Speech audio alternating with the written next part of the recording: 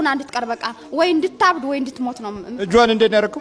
እንደዚህ አርጌ ያኛውስ ይሄም እንደዚህ ካትዳራ ፍንቅልቅል ምናምን አድርጌ የታል ባለቤቷ? የለም እዛ የለም። አሁን እዚህ የለም። ከየት ነው መጣችሁ? ከየት ነው መጣችሁ? እኛ አዲስ አበባ ነው። ከየት ነው እሷ የመጣችሁ? የመጣሁት ከእንትና ነው ከዛ ካላፍቶ። የተመተትከው የት ሀገር ነው? የተመተትኩትም እዚህ ነው። እዚሁ ሀገር አጎጃም የተመተትከው ስንት አመት ነው ለዋለ? ጓደኛው 4 አመቴ። በልጇ ልቀቃ። እሺ አላቃለሁ ግን ዛሬ እሄዳለሁ። ቶሎ ልቀቅ እኮ አልኩህ። እጇን እንዴት ነበር ያቆራመድከው? እንዴት ነው ያረከው የነበረ? እስቲ እንዴት ነው ያረከው? እንደዚህ ለምን በቃ እንደዚህ ሆና አብዳ በልቦጥ ነው ተከጉጃለ። ፈጠን እሺ አዚ ጋር ወላማለሁ። ጉጠጥ ተዘጋጅ። አንተም አፍላ ተዘጋጅ። ጠጋበል። ስንት አመት ሙሉ አደፈጥክ አንተ? 30 አመት ነበርኩ። አሁን እየሄደች እየተመላለሰች አንዴ እዛ ወደ ሰላ ድንጋይ በየገዳሙ እየዞረች እያለቀሰች ጭራሽ ሆኖ ባሏንም እሷም ንስሐ አስገባችብኝ። ንስሐ ገባች። ብዙ መንፈሶች ዟሪዎች ናቸው። በመዞር በቃ የሚዳከም ይመስላችኋል፣ ግን አይደለም። በመዞር አይደለም የሚዳከመው፣ እቤት ነው የምታዳክሙት። አንተ ስትዞር እሱ ቤት ነው ያለው። ምን ካንተ ጋር አዞረው? አንተ ገዳም ስትንከራተት እሱ ሰፈር ነው ያለው። ምን ካንተ ጋር አንከራተተው? አስፈላጊም ከሆነ እዛ አብሮ ሄደ ይለማመዳል። የምትጠመቀውን የምታረገውን እሱም ዝም ብሎ ይኸው በመዞር ብቻ ብዙ ዋጋ ያለው ነገር ይመስለናል። ለበረከት የምንሄደውና ክፉን ጠላት ለመዋጋት የምንሄደው መካከልም ልዩነት አለው። ለበረከት የምትሄደው መንፈሱን ዝም ብሎ ለማቃጠል ይቃጠል እስቲ ብለህ ነው። ግን ደግሞ ከቤት ስትወጣ አስረኸው ካልወጣህ አብሮህ መሆኑን ካላረጋገጥክ ዝም ብለህ ብትሄድ ደክመህ ዝም ብለህ ትመለሳለህ። መኖሩን መጀመሪያ አብሮህ እንዲሄድ ማዘዝ መቻል አለብህ። እንደዛ ሲሆን ብቻ ነው ድል የምታገኘው። በልተዘከች ባለቤቱ አይታል አለ አልዛ የታል ጥራው? እስጢፋኖስ። ብዙዎቻችሁ የጋራ የጸሎት ስፍራ ባልና ሚስት አንድ ጋር መጸለይ ካልቻሉ መናፍስቱ ቤት ውስጥ ያለው የህይወት ድራማ ይቀጥላል። ከበረከቱም ከዱቄቱም ከወጡም ከእንጀራውም ከመሶቡም ከሁሉም አይነት ስፍራ ይገባና ትላንት የተጋገረውን ዛሬ አሻግቶት ቁጭ ይላል። ትላንት የተቦካውን ዛሬ አረንጓዴ አድርጎት ቁጭ ይላል። የጋራ ጸሎት ከሌለ ነገሮች በሙሉ አሁንም የተምታቱ ናቸው። ተላባቀን እስጢፋኖስ የታል? ንጉሴ ልጅህ ይምጥራ። ንጉሴ ልጅህ ይጥራው። ንጉሴ ይጥራው። ንጉሴ እሺ። እና ይቀጥቅጡ አያውቅም እሱ ዝም ብሎ ነው። እሱ ዝም ብሎ እግዚአብሔር ያውቃል ነው። ምን አልከኝ? እግዚአብሔር ያውቃል ነው። እሷ ናት የወተወተችብኝ እንጂ እግዚአብሔር ያውቃል ብቻ ነው የሚለው። ታዘቡሃል ንጉሴ። ወደዚህ ሁን። አቃጣለኝ አላለም። እንደው ዝም ብሎ እግዚአብሔር ያውቃል ብቻ ነው የሚለው ነው የሚለው። አዎ ነገሩ ብዙ እንትኑ የለኝም፣ እውቀቱ የለኝም ነበር። ብዙ እውቀቱ የለኝም ነበር የቤተ ክርስቲያኑ እንትኑ። ለዚህ ነው እሷ ብቻ ነች የምትታገለው ማለት። አዎ ብዙ ጊዜ እሷ ነበረች በየቤተ ክርስቲያኑ የምትሄደው እሷ ነች። አንዳንድ ጊዜስ እንደው አትሂጂ አይላትም እሱ? አበዛሽ አይልም እሱ? ተነስ ስትለው ሽፍን እንዴት ተነስ ስትለው ጸሎት ተነስ ስትለው ሽፍን ይልና ይተኛል። እሷ ጥላው ትሄዳለች። እሱ ነው ሽፍን ቢለው ለጥ እውነቱን ነው። አዎ ትክክል ነው፣ እውነት ነው። ይታዘባል ማለት እኮ በጣም እንጂ በጣም ይታዘበኛል ነበር ማለት ነው። ይገርም ነው። ያው መናፍስቶች ይሄን ያህል ታዛቢዎች ናቸው። ታዲያ ለዚህ ነው ረጅም ጊዜ በቤተሰብ ውስጥ ጸንተው የሚቆሙት እና የሚቆዩት። የጋራ የመንፈሳዊ ሕይወት ውጊያ ስለማይኖር ተስማምቶና አንድ ሆኖ ይቆያል። በቃ ያደፍጣል፣ ከልጆች ላይ ይሸጋገራል፣ ጉንፋን የበዛባቸው ይሆናል፣ መናፍስቱ በቤት ውስጥ ስር የሰደደ ሆኖ የምታገኙት የሚከተሉት መንገዶችን ታገኛላችሁ። ቤት ውስጥ ጉንፋን ሁልጊዜ አይለያቸውም። ሳል ይበዛል፣ ጭቅጭቅ ይበዛል፣ ንትርክ ይበዛል፣ ሰላም አይኖርም፣ ኩርፊያ ይበዛል፣ ንዴትና ብስጭት ይበዛል። እነዚህ የመናፍስቱ በቤት ዘልቆ የመኖር ገጽታዎች ናቸው።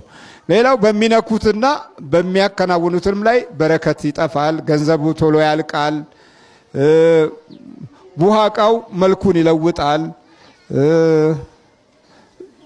ጥሩ የነበረው ቆንጆ የተሰራው ወጥ በአንድ ጊዜ አኩርፎ ያድራል ወይም አኩርፎ ያመሻል። ይሄ መንፈሱ ሲያየው ወይም ከመንፈሱ ጋር ስንሰራ የሚከሰት ክስተት ነው።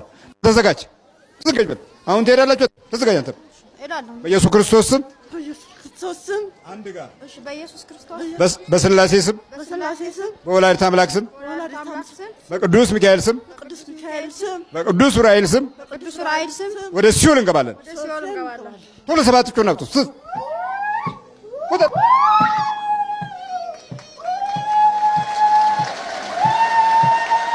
ማነሽ? ማነሽ? ፋሲካ ማነሽ? አልማዝ የት ነበርሽ?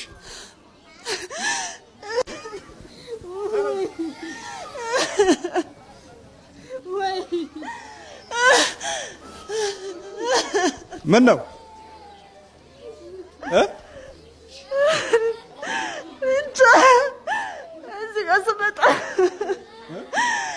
የሆነ ነገር ይዞኝ ነው የመጣው እኮ። ምን ይዞሽ መጣ? እንጃ። መሬት ሳይነካኝ እዚህ ጋር ቁጭ አደረገኝ። መሬት ሳይነካኝ እዚህ ጋር ቁጭ አደረገኝ። በይ በርቺ። ዞሪ እንግዲህ ልጄ ማለት ስልጣን የላችሁም አላችሁ። የእናንተ የልጅ ልጅ አያትን ማን ነው የሚለው? እናቴ። ለምሳሌ እኔ በቀላሉ ልንገራችሁ። እኔን አሁን ያሳደገችኝ አያቴ ናት። ስለዚህ እኔ አያቴን እናቴ ብዬ ነው ምጠራት። ሰማችሁኝ አይደል? ስለዚህ እኔ አያቴን እናቴ ማለት ስልጣን አለኝ። እናታችን ቅድስት ሐና እንደነገርኳችሁ ጌታችን መድኃኒታችን ኢየሱስ ክርስቶስ ለሱ አያት ስለሆነች አምላክ ትለዋለች። እመቤታችን ልጅ እንደምትለው ደግሞ የልጅ ልጅ ስለሆነ ለቅድስት ሐና ልጅ ትላለች። ስለዚህ እችን የመሰለች ቅድስት እናት ብዙዎቻችን ዘንግተናል፣ ረስተናል፣ ቀኗንም አናውቃለን። አንዳንዶቻችን እናታችን ቅድስት ሐና መቼ እንኳን እንዳረፈች ማናውቃለን። ብዙዎቻችን አናውቃትም፣ አንጠቀምባትም። መልክ አለ፣ መልኳን አንጸልይም። ወር በገባ በ11 አንማጸናትም። እንደነገርኳችሁ የትኛውም ቅዱስ የእናታችን የቅድስት ሐናን ክብር የሚያክል ጻድቅ የለም። የትኛውም የምታውቁት ቃል ኪዳናቸውን የሰማችሁት የዘከራችሁት ያነገሳችሁት የትኛውም ነው ምላችሁ ከወንድም ከሴትም ወገን በምድርም በሰማይ ካሉት ከድንግል ማርያም በስተቀር እናታችን ቅድስት ሐናን የሚበልጣት የሚያክላት ማንም የለም። ነገር ግን ከቅድስት ሐና እንደው ጥቂት ነገር ብቻ ላስታውሳችሁ። በዚህ በማቴዎስ ወንጌል በምዕራፍ 21 ቁጥር 22 ላይ እንደሚል ቃል አለ። አምናችሁ በሉ እስኪ፣ አምናችሁ በጸሎት የምትለምኑትን ሁሉ ትቀበላላችሁ። ስለዚህ ጌታችን መድኃኒታችን ኢየሱስ ክርስቶስ አምናችሁ በጸሎት የምትለምኑትን ሁሉ ትቀበላላችሁ። በጸሎት ለመቀበል አስቀድመን ምን ማድረግ አለብን? ማመን አለብን። ያመነ ሰው ይጸልያል፣ የጸለየ ሰው ያምናል። አምኖ የሚጸልይ ሰው ከእግዚአብሔር ዘንድ ሁሉን ይቀበላል። እናታችን ቅድስት ሐና አምና ጸልያ እናታችን ድንግል ማርያምን ተቀበላለች፣ ወልዳለች። እንደው ጥቂት ስለሷ ነገር ብቻ ልንገራችሁ። የቅድስት ሐናን 4 ነገር ብቻ ልንገራችሁ ከሷ እንድትጠቀሙ፣ እሷ በሄደችበት መንገድ ሄዳችሁ ከእግዚአብሔር ያገኘችውን እንድታገኙ የቅድስት ሐናን 4 አስገራሚ ነገር ልንገራችሁ። ቅድም በታምሩ ላይ እንደሰማችሁት እናታችን ቅድስት ሐና ለረጅም ዓመት ልጅ በማጣት አዝና ተክዛ ትኖር ነበረ። ከባሏ ከቅዱስ ኢያቄም ጋር አብረው ሲኖሩ በትዳራቸው መካከል ልጅ አልነበራቸውም። አዝነው ተክዘው አልቅሰው ይኖሩ ነበረ። ይሄ ብቻ አይደለም። እናታችን ቅድስት ሐና ልጅ በማጣት ከመጎዳት ባለፈ ደግሞ ጎረቤቶቿ ደግሞ ይዘልፏት ነበረ። አንቺ እንደ በቅሎ ብትወለጅ እንጂ የማትወልጅ እያሉ ጎረቤቶቿ ይዘልፏት ይሰድቧት ነበረ። ዛሬም አንዳንድ አሉ በትዳር መካከል ጣልቃ እየገቡ እከሊት አልወለደችም እያሉ ለማፋታት የሚሞክሩ እቻ አትወልድም ፍታት፣ እሱ ደግሞ ካልወለደ እሱን ፍቺና ሌላ አግቢ የሚሉ አሉ። ጎረቤቶቿ በትዳሯ ጣልቃ እየገቡ ልጅ ስላጣች ልጅ ስላልወለደች ይዘልፏትና ይነቅፏት ነበረ። እናታችን ቅድስት ሐና እንደሰደቡኝ ልስደብ እንደዘለፉኝ ልዝለፍ አላለችም። ነገር ግን አምና ይደረግልኛል በማለት ጸንታ እግዚአብሔር የተባረከ የተቀደሰ ልጅ እንዲሰጣት ትለምን ነበረ። ምን አይነት ልጅ አልኳችሁ? የተባረከ የተቀደሰ። ዛሬ ባለ ትዳሮች እግዚአብሔርን የተባረከ የተቀደሰ ልጅ ስጠኝ ብሎ አይለምኑ። ብቻ ይውለዱ፣ ይባረክ አይባረክ ግድ የላቸውም። ልጁ ምናምንቴ ይሁን የተባረከ ይሁን ግድ የላቸውም። ዝም ብለው መውለድ ነው የሚፈልጉት። እናታችን ቅድስት ሐና እግዚአብሔር ሆይ የተባረከ የተቀደሰ ልጅ ስጠኝ፣ ባርከ ቀድሰ ስጠኝ። ዛሬማ ጭራሽ እርጉዞች ከሆኑ በቃ እርግዛችኋል፣ ቅዱስ ቁርባን አያስፈልጋችሁም ነው የሚባለው። ጸበልም አትጠጡ ነው የሚባለው። የሚገርም ነው። ጸበል እንዳትነኩ ማለት እርጉዝ ከሆኑ በኋላ ማለት። ከዛ በኋላ አይነ ጥለው አብሮ ይወለዳል። ለዛሩ ተመቻቸ። ለዚህ ለውቃቢው መንፈስ ምቹ ሆነ። አያት ቅድመ አያት የነበረው መንፈስ ይህንን አጋጣሚ አግኝቶ ሸልችቶት የራቀውም ተመልሶ ይገባና አብሮ ይወለዳል። ይህ እንዳይሆን የተባረኩና የተቀደሱ ልጆች እንዲወለዱ የክርስቶስ ስጋና ደም እርጉዞች አይልም፣ መጫቶች አይልም፣ የጸነሱ አይልም። እንደውም በጸነሱበት ወቅት በተከታታይ የክርስቶስ ስጋና ደም ያስፈልጋቸዋል። ለምን? የውስጠኛው ሕይወት መባረክ እንዲጀምር ነው።